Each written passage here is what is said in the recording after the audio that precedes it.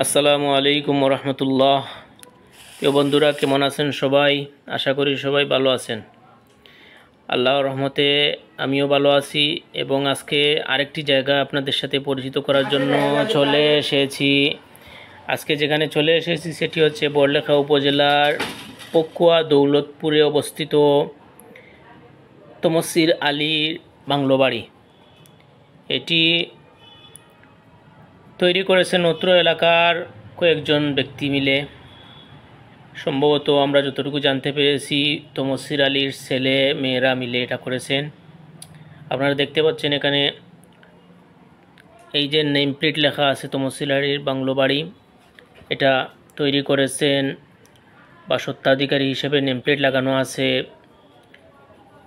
জনাব আবুল হোসেন গিয়াস, মাহতাব আহমদ, সাব আলী, শাহির উদ্দিন, জহির উদ্দিন, নাজিম উদ্দিন এবং রহিমা বেগম। ইনারা মিলে এটি তৈরি করেছেন। হয়তো ওনারা শখের বসে এটি তৈরি করেছেন, কিন্তু এখন এটি আসলে অনেক লোক দেখতে আসছে, কারণ এলাকার মধ্যে আলোড়ন সৃষ্টি করেছে এই বাড়িটি। কারণ আপনারা ইতিমধ্যে দেখতে পাচ্ছেন আমাদের ভিডিওতে, এখানে অনেক গুছালোভাবে সবুজ প্রকৃতি ঘেরা এই বাড়িটি, অনেক সুন্দরভাবে চমৎকারভাবে এটিকে উপস্থাপন করা হয়েছে। এই যে আপনারা দেখতে পাচ্ছেন এখানে সবুজের সারি, সবুজের সমারোহ। এদিকে একটু তাকালে আপনারা দেখতে পাবেন যে এখানে একটি বাংলো ঘর তৈরি করা হয়েছে। এটিও অনেক সুন্দর, টিনের চাল বিশিষ্ট এই ঘরটি, কিন্তু এটি আসলে চমৎকার একটি ঘর। এই যে দেখতে পাচ্ছেন এখানে সবুজ, শুধু সবুজের সমারোহ, ঘাস এগুলা বিশিষ্ট এই বাড়িটি।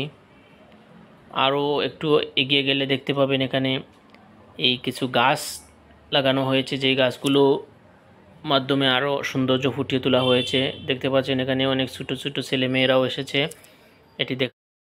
এখানে অনেক লোক এসেছে, এই বাড়িটি পরিদর্শন করছে, দেখছে, ঘুরে ফিরে, অনেকে ছবি তুলছেন শখের বসে।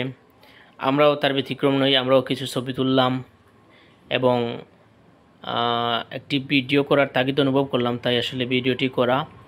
এখানে আমরা যতটুকু বুঝতে পারলাম যে এই বাড়িটি যারা তৈরি করেছেন, এই বাংলোটি যারা তৈরি করেছেন, ওনারা কেউই আসলে বাড়িতে থাকেন না, হয়তো প্রবাসে নতুবা অন্য কোথাও শহরাঞ্চলে থাকেন। এই যে দেখতে পাচ্ছেন অনেক পর্যটক আসছে এই বাড়িতে দেখার জন্য। তো আমরা এদিকে একটু গেলাম বাড়ির পিছন দিকে, এখানেও সবুজে ঘেরা।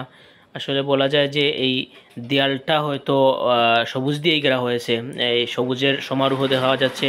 এখানে একটু সামনে এগিয়ে গেলে দেখতে পাবেন আপনারা যে একটি ঘর দেখা যাচ্ছে। এখানে এই বাড়িটি পর্যবেক্ষণ করার জন্য, দেখে শুনে রাখার জন্য এই এদেরকে স্থান দেওয়া হয়েছে, তারা এখানে থাকছে।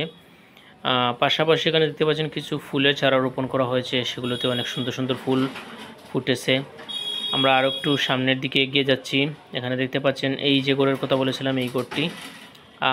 এদিকে একটু লক্ষ্য করলে দেখবেন যে ফুলের চারা দেখা যাচ্ছে, অনেক ফুল দেখা যাচ্ছে, হরেক রকমের ফুল এখানে আছে। এই যে দেখতে পাচ্ছেন আপনারা। আমরা আরেকটু সামনের দিকে এগিয়ে যাচ্ছি। আরেকটু সামনের দিকে এগিয়ে গেলে আপনারা দেখতে পাচ্ছেন এখানে এই যে দেখতে পাচ্ছেন এখানেও শুধু সবুজে ঘেরা।